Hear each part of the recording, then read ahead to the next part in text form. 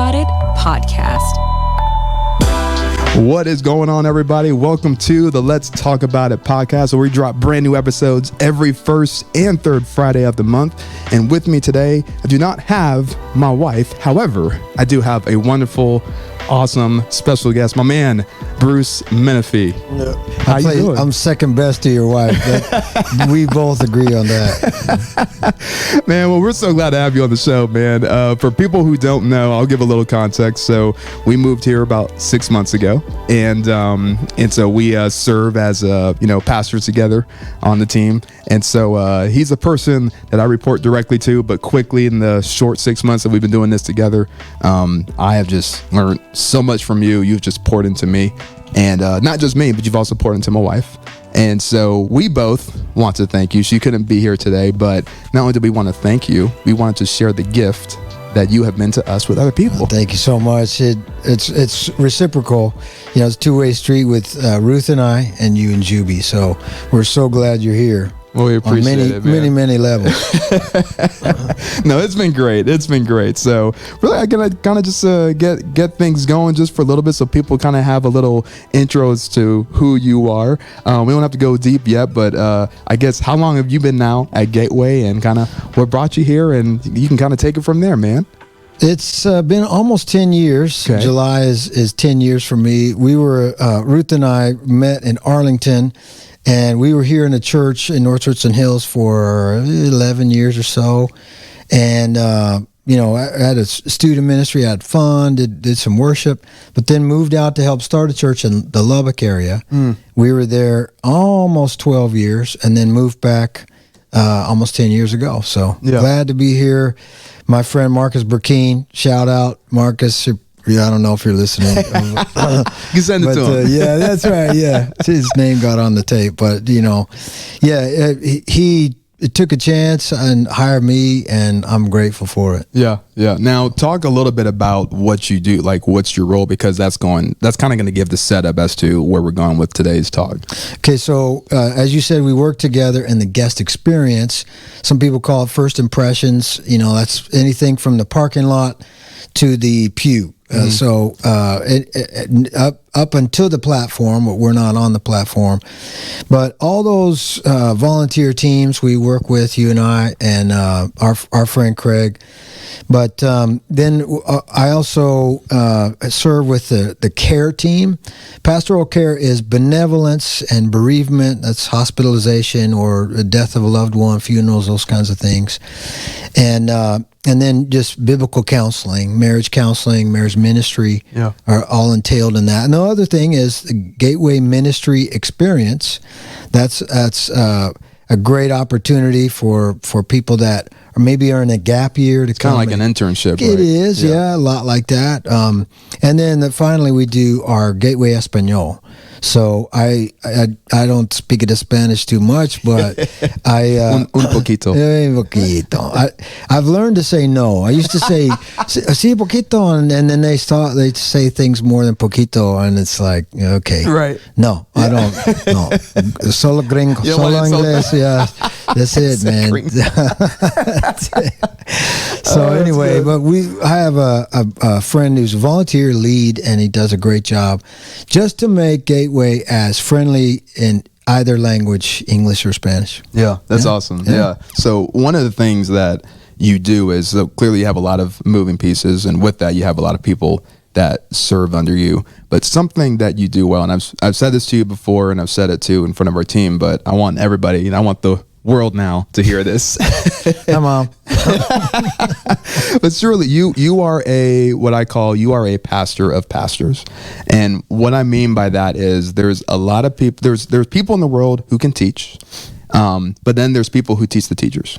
There's people in the world who can coach, whether it's a basketball team, tennis players, whether it's a football team, whatever. There's people who can coach, but then you have people who can coach coaches. And in the same sense, that is true in the pastoral world. And now people who are viewing and listening, I get it, not everyone who's listening are pastors. However, all of us need to be pastored. And I would say the greatest gift, though, that you bring is you being a pastor of pastors requires you having the ability to, it's not just a skill set, it's not just a talent or a gift. Yes, that's there, but you are the result of intentional self-awareness. You are the result of intentional hard work. And some people, don't like the word intentional. You can say on purpose, but you've done things on purpose to get to where you're at.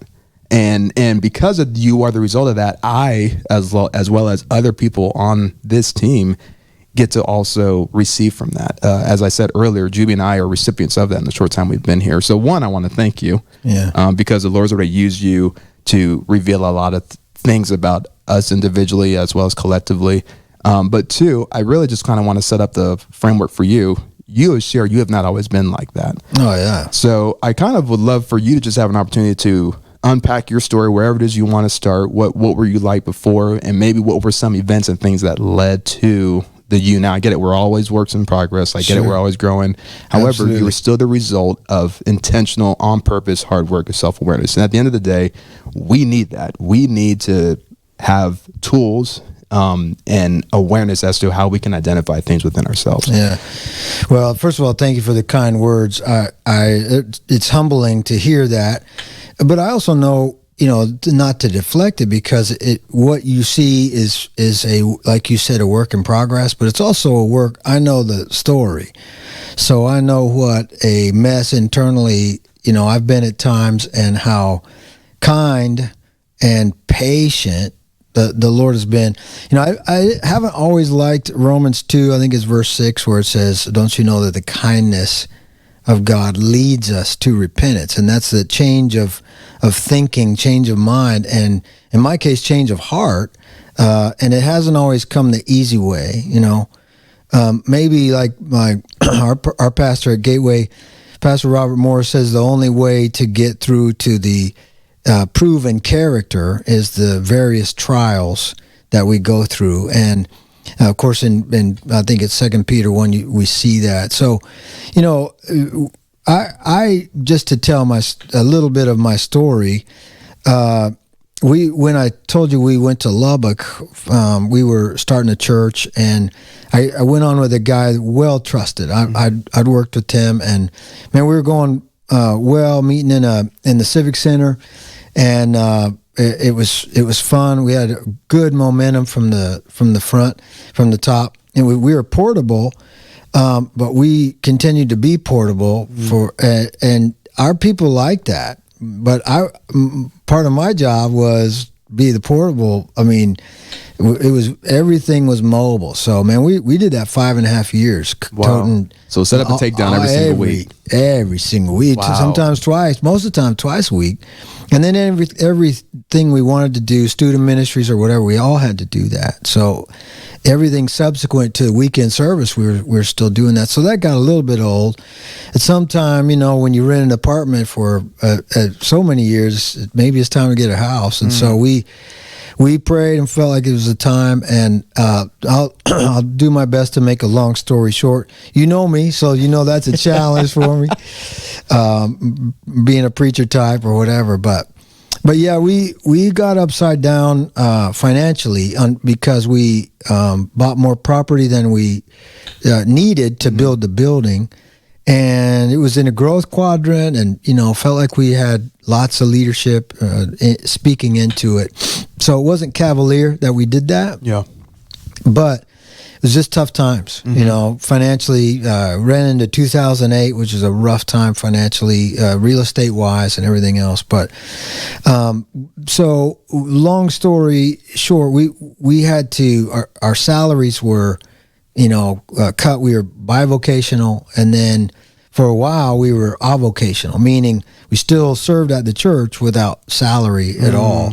And just because we were paying for the land and the everything that was where the church was sitting, and those are just trials. Those are hard times. I'm not saying something that is out of the ordinary, maybe, or it was tough for us, but it's not like this has never happened before, or worse things haven't happened, and somebody's watching going, man, that's all that's happened to you, man, ain't nothing. but for us, and for me personally, being in my mid-40s then, just really taking it personally. In what way? Well, just first of all, I got angry and didn't know where exactly to put that anger? So I put it on this visionary friend. And by the way, we're great now. So I want to complete that sentence before I even started. But that friend that I told you I trusted, and we worked together 22 years, so by all told. But that's kind of where it went. I was like, what are we doing? But I was a part of the decision to build where we built, and I was part of that decision. So I couldn't justifiably point anger, but nothing was logical about how I felt. It was in the heart. And I didn't even know.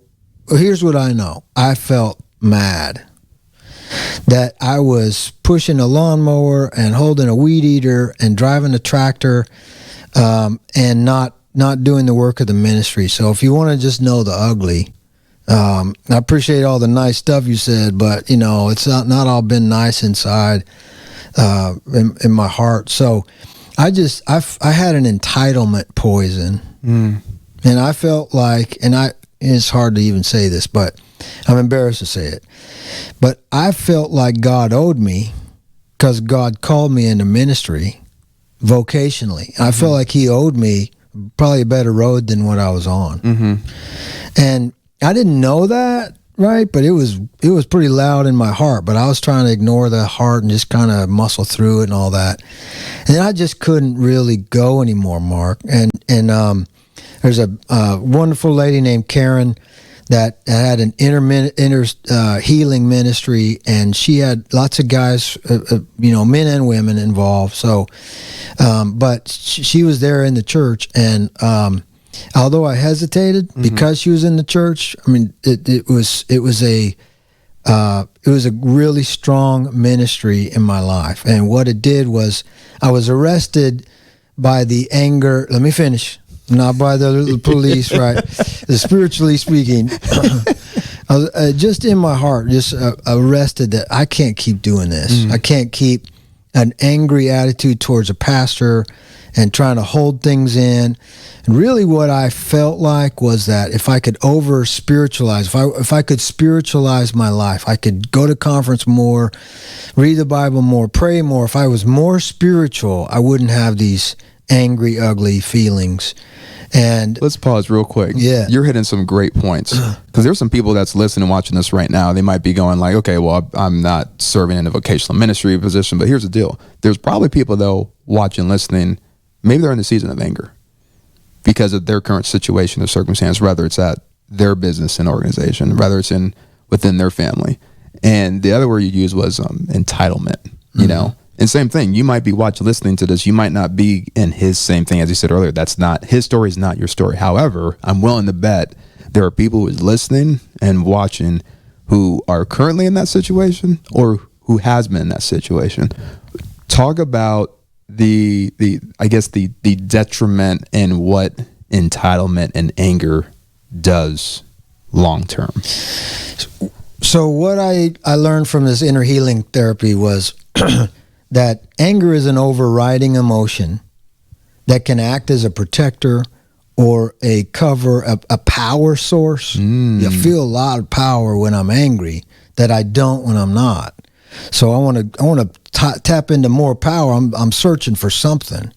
So give me some more power, a turbocharger, right? And problem is, you can't control anger. Eventually, anger controls you, or at least it does me.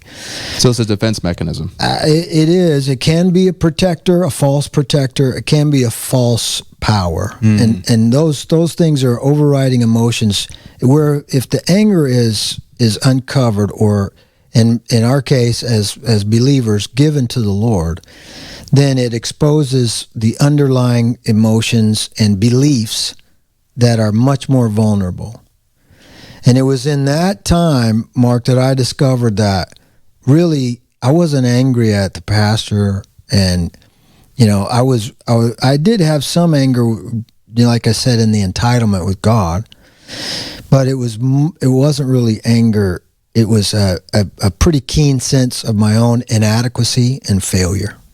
Wow. Because I couldn't muscle this church back up. In my part, I wasn't the lead pastor, but I couldn't get our men's ministry. We had a good one. Great guys. Love them today. But in the worship and any influence I had felt like it was not enough. So there was this big sign on my head, or belief in my heart, I should say, not enough. Yeah. And that's what was it manifesting. I was using anger to empower me from self-destruction, maybe, or just that's the only thing I knew. That was my default to really an inner failure. You know, like I said, I'm mid-40s, man. I'm thinking this is midlife. I'm not only is this all I have, but like, man, I'm not any good. Yeah. You said something about your own inadequacies and failure. That was the thing. That was the triggering point of those emotions that you were experiencing. Absolutely. Moment. Do you think for a lot of people that might be struggling in the situation that might be that's the common root for people? I think the root is common among, and it might not be anger or entitlement. It might be something else, but the inadequacy piece. Absolutely. Yeah, let me just say it like this. A lot of people think if you really knew the real me, then you wouldn't want to be around me. So there's this cover up, you know, sometimes a persona we put on, or you know, but it never is right if we're pretending, right? And in my case, I wasn't pretending. I was just mad and wanted to conquer it, but knowing I was powerless to do so. So it was kind of a helpless state. Yeah. So what was kind of like maybe the breaking point, or maybe the epiphany? What was the revelation, like that moment where you're like, I'm not okay, and so now I need to do something new? Yeah.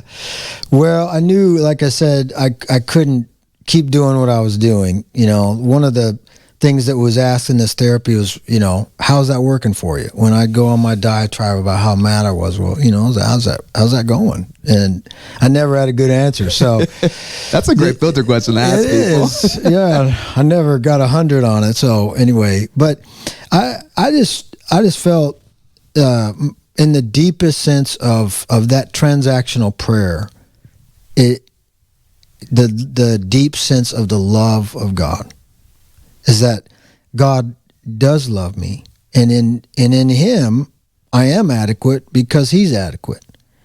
And it's not like, I mean, the one who sees me the most and can judge me the most harshly refuses to do so.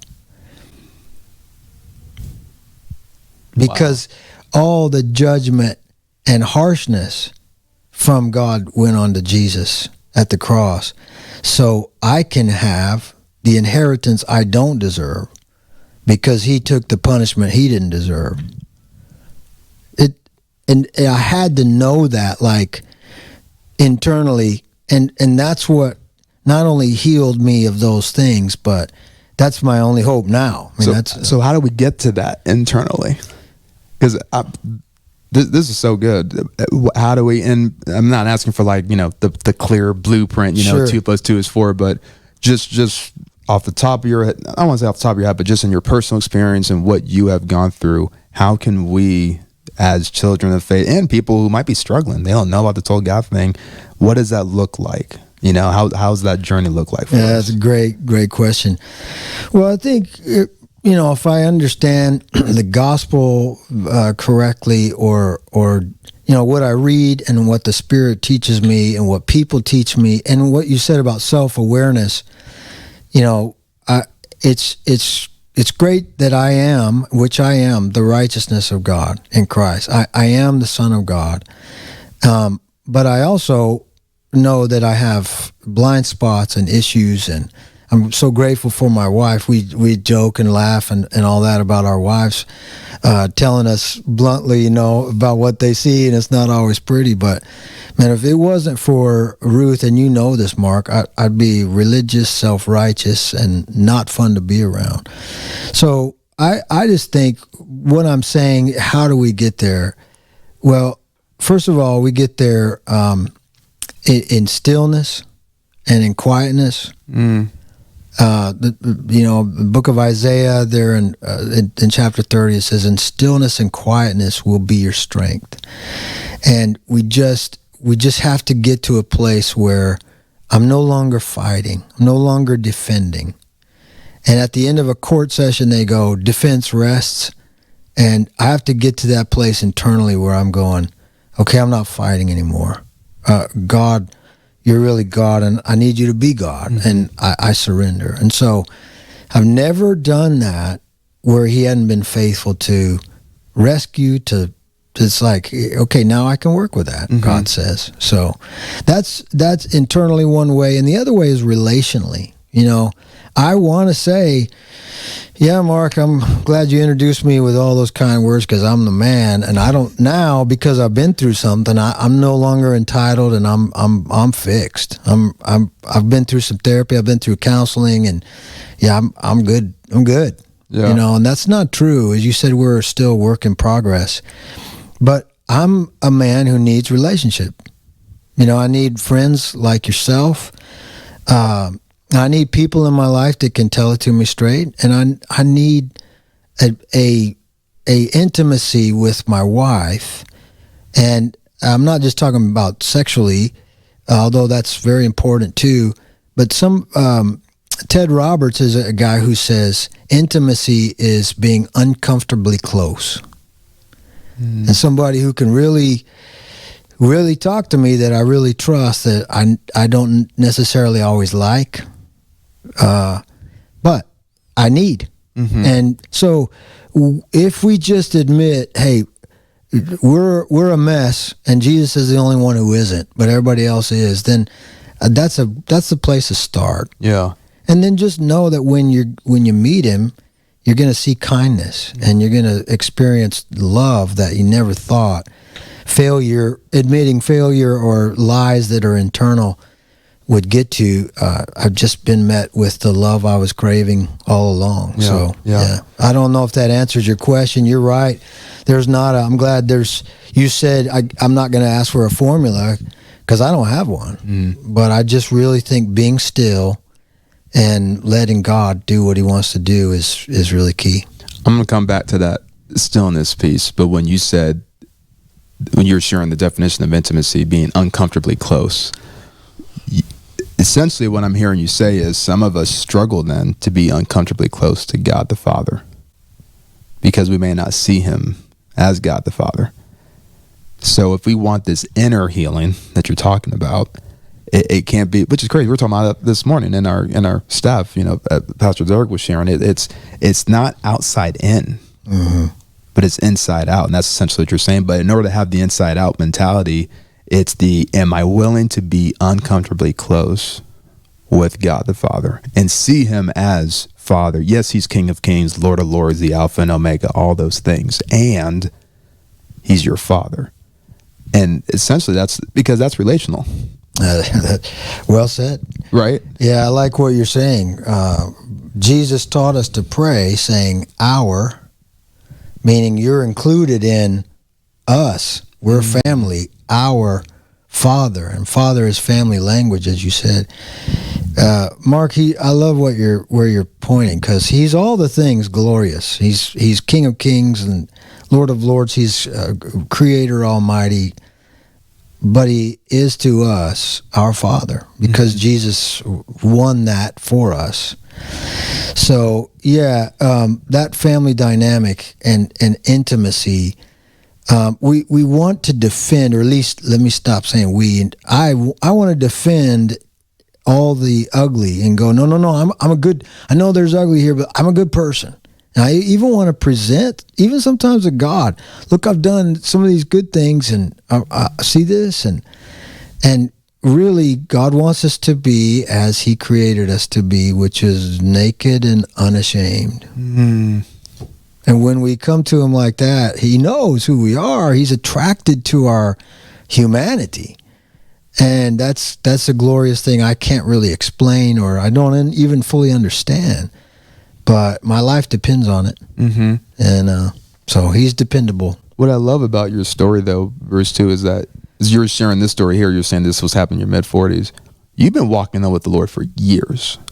And what I love about this is that it really is a reflection of God the Father's heart for us. that as long as you've been walking with God, it almost sounds like you kind of hit, I don't want to say another level. It actually seems like you hit an entirely new book or series in your life of understanding who God the Father is. And I think it's incredible because it speaks to two things. One, it just shows how much God is always chasing us down and that we're never done. But even more so, too, the number of years in life that we've lived just shows that there's always more. You know, like the greater is still in front of us. And so I just want to encourage people who are listening or watching, maybe you find yourself in your 30s or your 40s and you too have known, quote unquote, God for years, decades. But it almost seems like you had an additional transformation, I guess, moment in your life. It's kind of like what I'm hearing. Well, and to your point, there's been some more transformation and another, set of humility circumstances since that time. So it's not a one-time epiphany. And there are seasons in our life, many of which we don't really enjoy when we're in the moment. But if we're going to have that proven character, then we have to go through those things. I wish it weren't like that. I wish I could sell something else here that, if you'll do this. But I'll say this, that grace, the grace upon grace that the scripture talks about, and glory upon glory, when we receive his grace, the abundant, I think it's Romans 5, there, verse 17, where it says, when we receive that abundant provision of God's grace and the gift of righteousness, that's when we reign in life through the one man, Jesus Christ. So that's the only thing to nullify that sin or that the trespass that went through the one man Adam is the man Jesus. So didn't mean to get into preaching there, but it's the grace of God that teaches us to say no to ungodliness and opens up for us the levels I didn't even know there were. I wasn't trying to get to another level. I was just trying to survive, and all the while God knew what he was doing in my life. So yeah, I'm glad one of us knows where we're headed. That's good. You had talked about the importance of stillness. It has been pivotal in not just this season, really the past decade, seems like, of your life. And you had shared this with me before. I kind of want you to do it again. Psalm 46:10. Be still and know that I am God. Mm-hmm. Unpack that. However, I remember you saying, like, man, if I could preach a sermon and take that wherever it is you want to go, because we hear that sense, and many of us heard that before. Even non-Christians have heard "be still and know." What does that mean? Well, let me say I'm a student. I'm learning what that means. There are some in life who, I think of Pete Scazzero. Pete Scazzero, yep. Pete Scazzero, say that 10 times fast. But, in his Emotionally Healthy book, or Emotionally Healthy Leader, Emotionally Healthy Disciple, Emotionally Healthy Spirituality, he talks about the life that really he learned from the monks, and going back to that life to being still. And not that we have to live like that, but you've mentioned, and I don't want to steal your thunder here, but you're going to two-a-days, and just to be with the Lord, not because it's in the morning and I'm supposed to, but just because my heart can't wait to. Mm-hmm. So being still for me is the hardest thing for me to do. And I know this year the Lord has wanted me to sit down and write, and I'll confess to you, I don't like it. And I don't like the discipline of it. And but I will tell you, I love the result of it. It's kind of like a workout. You don't always have that mojo to get going. Sometimes you do, but it's not really about what I feel in the moment. It's just how I can be still. For still, some people are riding a bike, but they're hearing God. They're not. It's not that you have to be a monk. You have to be in quiet. You have to be in some kind of robe in a monastery. But being still is being undistracted and quiet and not in control.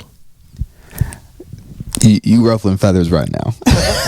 I want to apologize. I'm talking about me. Because it's human nature to be in control. All the time. We want control. That's right. But it's crazy to say out loud how stillness is actually the opposite of being in control. We have to relinquish that. Like, why is that so hard for us? Wow. Well, I even the part where it says be. No, that's it. Yeah, it does start with be. You're right. It's not just still, but that it's quieting down on the inside, you know. So it's just like the mom who told the little boy to sit down, and Johnny, sit down, Johnny, sit down. And finally, Johnny sat down in the chair, and he had this stiff face, you know. And she said, "Now, Johnny, what's going on? Why do you have that face?" And he goes, "I'm standing up on the inside." In other words, you're not going to control. Right. You ain't telling me what to do. So, hey, you're right, Mark. Being still and knowing, and that's not a knowledge knowing, like I know statistics. It's like knowing in my heart. You know that Ephesians 3 says there's a love that surpasses knowledge. It's that kind of depth for knowing that He is God. He is completely in control. And yeah, I'm pretty good. I could teach a class about, you know, how to be disciplined in your Bible study and prayer. I'm not going to miss every day doing that. But I don't know that I could even write a full paper on being still. And that's the one for me that's a challenge, because that's when I have to just block everything out. And the answer to your question is, why is it so hard? I think giving that up, giving that control up, and really being intimacy with God, intimacy, uncomfortably close.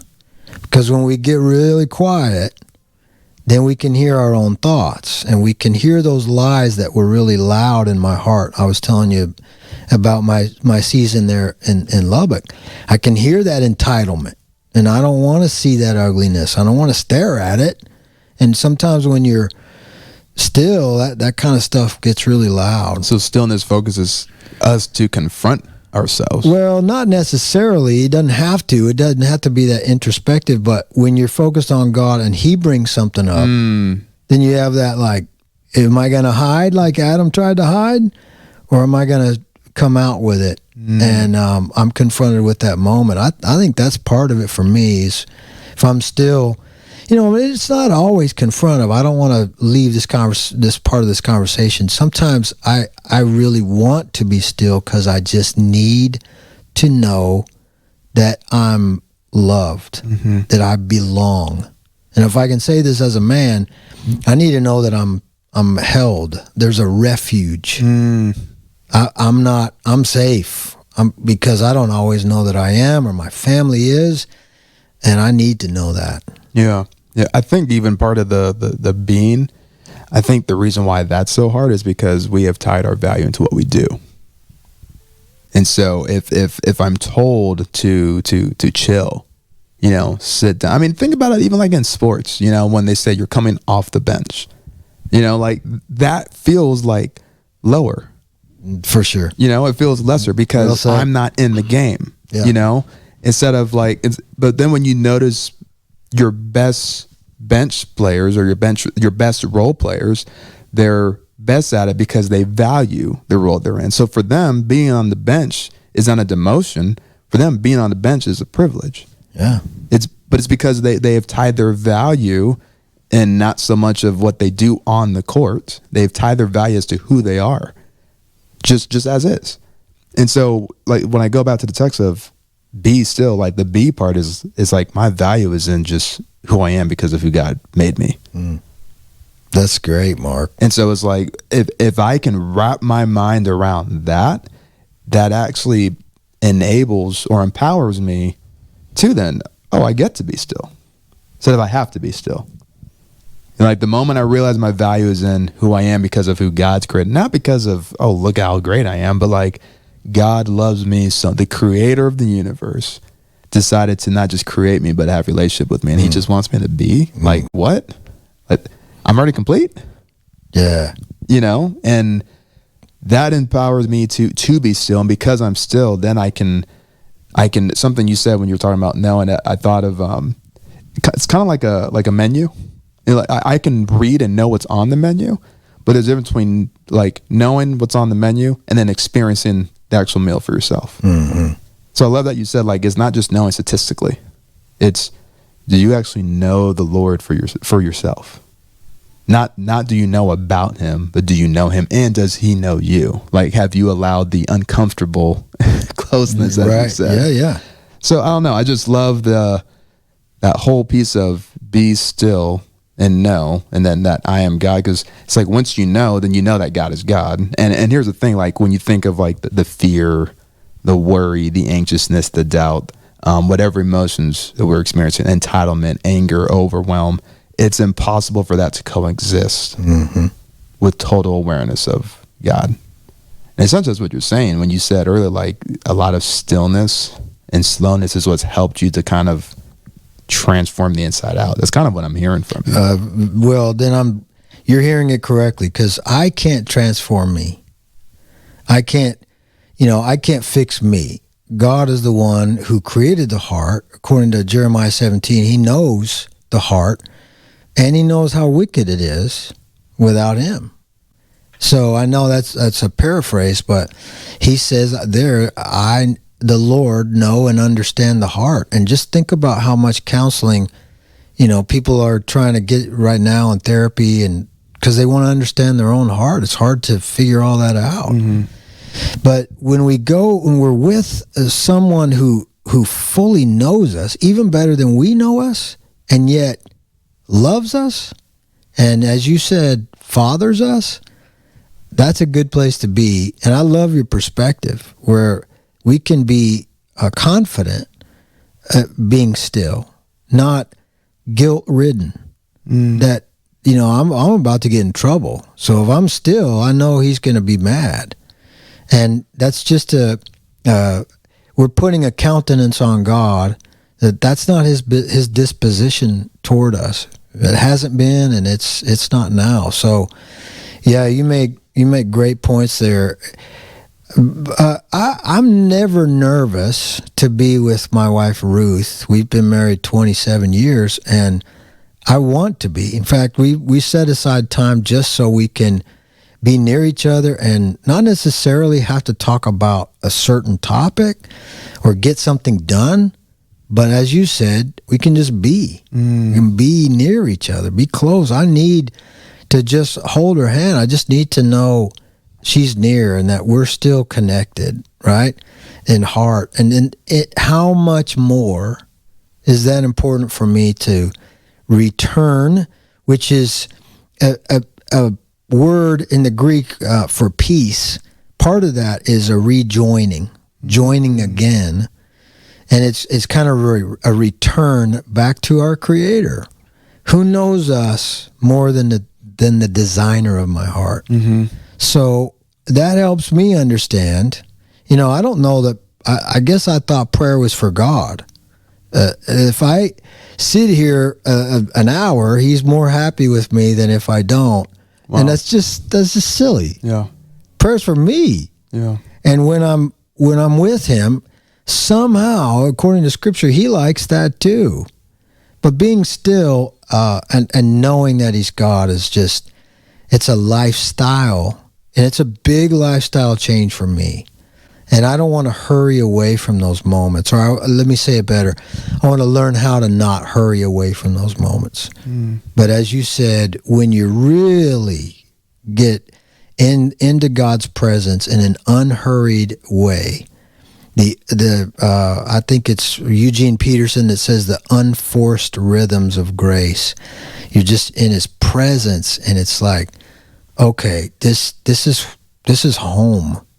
Now I can belong, and I don't have to pretend. Yeah. That's a relief. Yeah. That's beautiful. I love how you use the example too with you and your wife, Ruth, and because people who are listening, instead of trying to like force this thing to happen with God, think about your most healthy, life-giving relationships that you have and reflect on that, because I'm willing to bet the closest friendships, whether it's your family, your friends, I'm willing to bet that you are as close as you are with them because of the time you've spent with them and the being that you have had with them. And so when I think back, even in my, with my marriage, it's easy for me to say, well, I don't want to watch certain things or do certain things because I want to make my wife mad. I want to honor my marriage.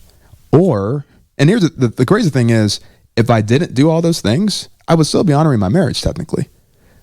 Or I can just spend more time with Juby. And because I spend more time with her, I don't want anything or anyone else. It's great. And so in the same sense, what I'm hearing you say is don't try to like force this, like, God, you're here. It's really know and just trust that the scripture already says it. You just got to believe it. And stillness for you might start off just being 2 minutes. Yeah. But when I started doing this, I literally used the Breathe app on my Apple Watch.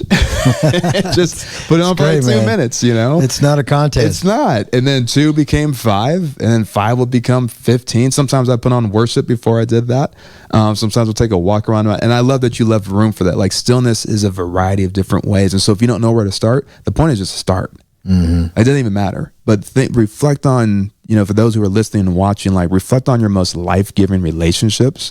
Think about what has made that healthy, and essentially is what you're doing with God the Father. That's all he's asking for. And what I've learned is too in the past year and a half, you think of all the spiritual disciplines, not just stillness, whether it's going to church, small groups, praying, reading, worship, whatever it is. Doing the disciplines does not make God love you more, and then not doing them doesn't make him love you less. So then, of course, the question becomes, why do we do it?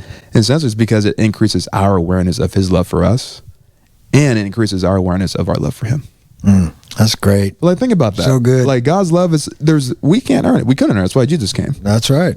So there's nothing that we can do that can get him to love him, to get him to love us more. And there's nothing we can't do that get him to love us less. So that is hard to believe. It is. But it's life-changing when we do. Yes. And it's biblical. Yes. You're right on. But the disciplines are there to increase our awareness of his love for us and then my love for him. A statement you made, because we talked about stillness, I want to kind of progress to the next piece. You've said this before, and it messed with me. You said Jesus was never moved at the tyranny of urgency. Unpack that, because we've talked about stillness.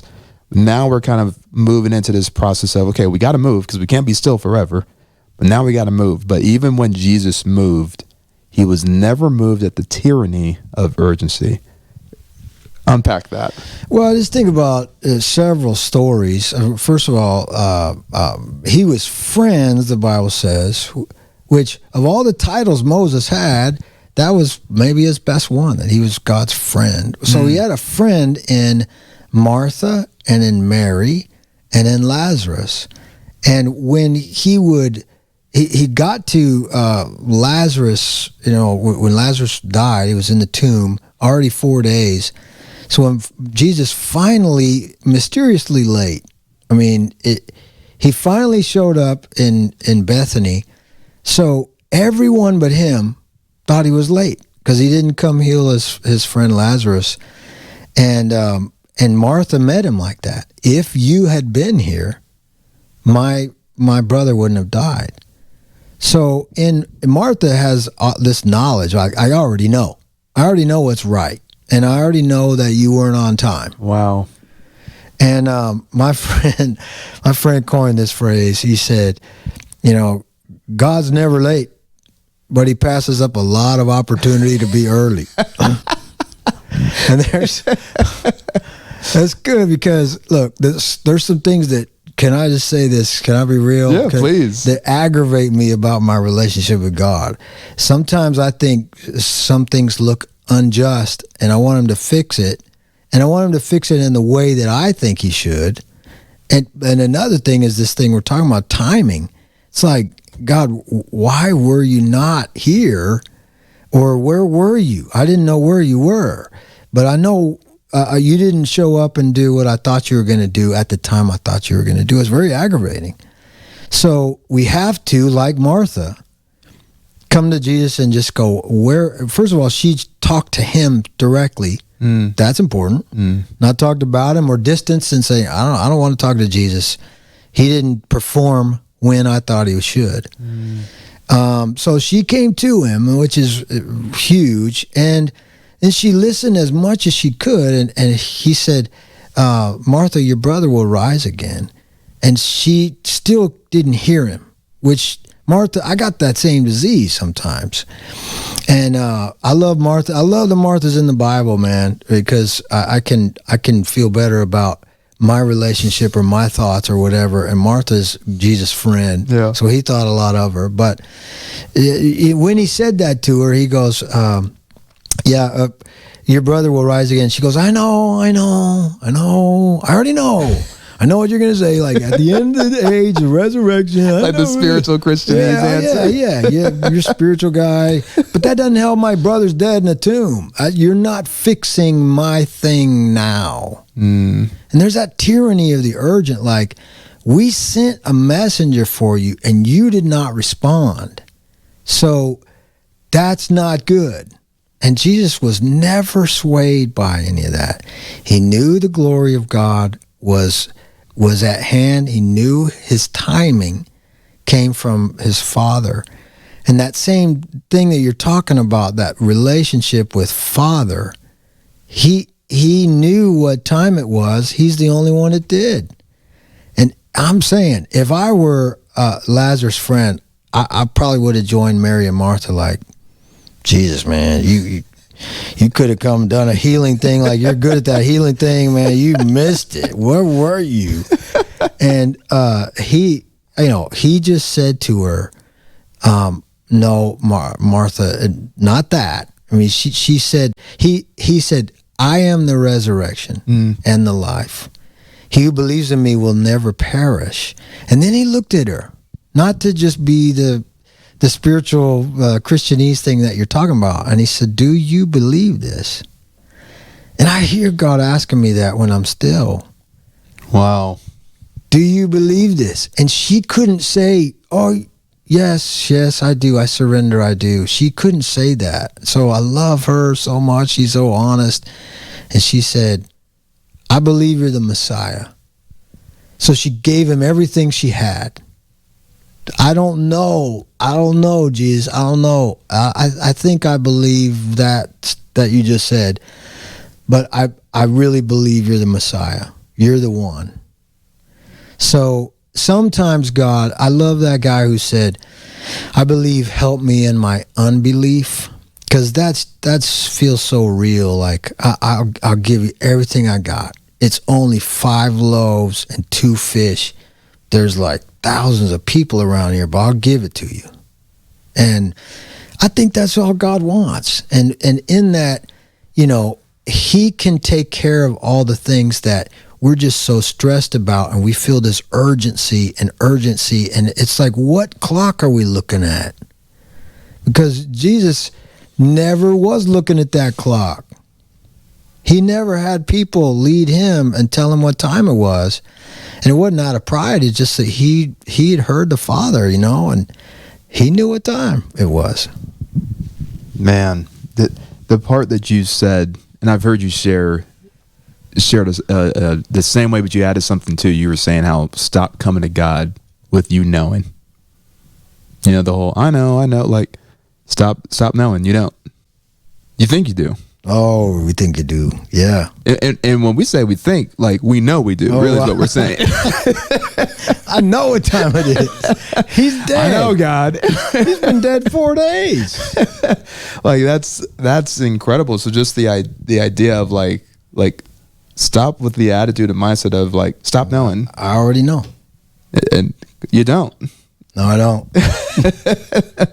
That's good. Something else you'd shared with me before, you said, learn to work out your life in front of people and always come with character and content.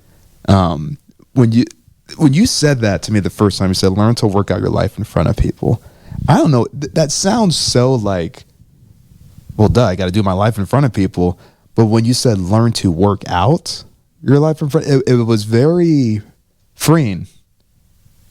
Like, because we feel like we have to work it out behind closed doors. Talk to me a little bit more about that. Like, just, and you said it casually, so I don't think it was a statement that you've been holding in your back pocket. I don't even remember. I'm like, you read that in the book and gave me the quote. No, that was all you. Wow. But we were talking, and you were just saying how, like, learn to work out your life in front of people, and it might just be as simple as that. But like, I feel like there are people who are listening, watching. They feel like there's this pressure that they have to get in their healthy place behind closed. Now, granted, I think there is a time and a place, sure, and that's between you and the Lord. You got to work that out between you and the Lord. I think there is a time and a place and a season where maybe you might have to step down from a certain position or whatever. But when you said that, when we were initially talking about that, you just said it in a way where it was just like, it's okay. Well, I think, let me give one caveat to that, and that is that you don't just live all your life on social media and tell everything to everybody. Right. So you can't, you got to watch. It's like these two guys went to Promise Keepers. This is an old joke, but went to Promise Keepers back in the day. These two pastors and this one guy. He goes, "Okay, we're meeting for accountability, and tell me, tell me what's in your heart." He goes, "Man, I'm just eating up with lust. I can't see a woman and not just have bad thoughts, and I'm terrible, I'm bad." And the next guy said, "Well, I tell everything I hear, and I've already told somebody what you said, and I just can't keep it to myself." So you got to be careful who you tell. So within the confines of trust, Mark, I'm just teasing, but the confines of who you trust. We don't have to be all put together all the time. And I've especially been challenged with this in leadership. And I'll tell you that my friend Derek Dunn, who you had on this show, has taught me so much about this. He's our campus pastor here. But he just has taught me not to defend myself. And, of course, he's just leading me back to what the Lord would teach. But I had to learn it through really his saying it to me and coaching me a little bit, and that's it addresses an inner fear that maybe we all have, and I confess I had when I first got to Gateway. Gateway's a lot larger church than I've been a part of, and there's some professionalism here that I needed to grow into, quite honestly, and so I was afraid when I got here that, and I didn't even know I had this. It was a dull lie way somewhere. And this is after this transformation that I told you about before. So I didn't come here fixed, for sure. And anyway, I had this thought that, okay, I'm afraid to be found out that I don't really have what it takes to do this job. Do you think a lot of people live with that too? Absolutely. Yeah. Yeah, it's a lie that the enemy places someplace in your past, and somehow inadvertently we believe him. And there's enough evidence that he'll show you over and over and over again in failure that, see, I told you, you're inadequate. You can't do it. You don't have what it takes. I told you. And that voice somewhere, some people, it's a father. So when we talk about God the Father, that's not a comfortable term for you. And I just pray the Lord heal you, that he show you what a real father is like. Just look at maybe his relationship with his son Jesus, how he treated him, the best relationship in the Bible. But as we see, Mark, what the healing can do, we can actually be secure enough. There is a place where we don't have to defend ourselves, and it's okay. And I see this in you. I don't see you as insecure as you've come into, to this job, you've not been defensive and, okay, I got it. You don't have to teach me anything. You've been very eager to learn, and that's a sign of security, where you're not always trying to say, I know. I already know, Jesus. I know what you're going to say. But you're learning and open-handed, open-hearted, that's a healthy sign. So, I gave you that advice out of not doing it the right way and learning it maybe the hard way. But we just don't have to be so insecure. That's the bottom line. Yeah. And, people see insecurity. I mean, people see flaws that I have already. So I'm not going to be good enough in hiding them from everybody. That's just going to present another problem. Yeah. No, that's good. Yeah. That's good. Well, as we wrap up, man, this has been great. Are there any final thoughts or things you'd want to share maybe to the person that feels like, man, they just feel kind of lost. They kind of feel like they're at their wits' end. They want more of this self-awareness. If there are any final thoughts or words of encouragement that you have, and however you want to go about that. Well, I'll just say something extremely profound, and that, it's all over the Bible, but God loves you. And for you to be able to receive that, it is healing to your soul. Mark, you were quoting Psalm 23 today, a beautiful psalm. The Lord is my shepherd, I shall not want. He makes me lie down in green pastures. He leads me beside quiet waters. He restores my soul. He refreshes because of his love. So he is the one who, and you said this too, out of Matthew 11, where Jesus said, "Come to me, all you who are weary and heavy with burden, and I will give you rest. Take my yoke upon you and learn from me, because I am gentle and humble in heart, and you will find rest for your souls." Aren't we looking for that? Don't we need that?